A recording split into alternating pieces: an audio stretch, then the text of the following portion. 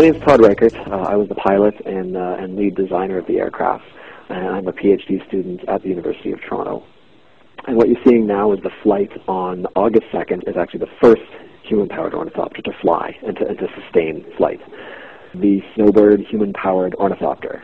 It was built by a team of university students at the University of Toronto, and it was constructed just north of Toronto in Tottenham. The whole aircraft has a span of 105 feet, 32 meters, and it only weighs 94 pounds. So for its size, it is incredibly light. The primary structure is all carbon fiber tubes. The secondary structure, the ribs and smaller components, are all essentially basswood and foam, sort of what you would make like a model plane out of.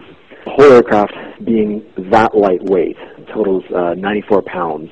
Essentially, every single bit of it is about to fail at any given moment. If something is not very close to failure, then it's probably way too heavy, and then we try to cut weight on that. The idea behind the project was to achieve the original aeronautical dream, flying under your own power by flapping wings. With such a low wing loading, so we wait for perfect wind, we tow it up to speed using just a small car, and then once we get it to the altitude that we want, we pull the release and we start flapping, and we try to sustain that airspeed and that altitude. The mechanism, the pilot pushes with his legs, and every time he pushes, that's connected through a set of pulleys and wires directly to the wings.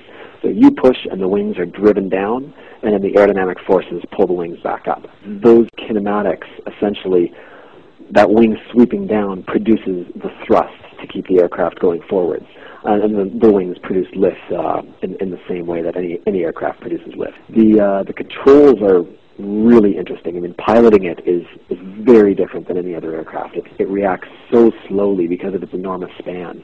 So you make a control input, and literally 5 or 10 seconds later, the aircraft starts to maneuver. So you really have to think very far ahead of the aircraft and anticipate what's going to happen. Our longest sustained flight was 19.3 seconds, where we maintained altitude and maintained airspeed. And that's what we consider a sustained flight. And there was a representative there from the Fédération Aéronautique Internationale to witness the flight. And we've now submitted all of our documentation, our GPS data. So the FAI will be looking at that, and within the next month, they'll be ratifying it as an official world record. We're all pretty excited here. It's been quite the journey, quite the aircraft to pilot, and just all around total blast.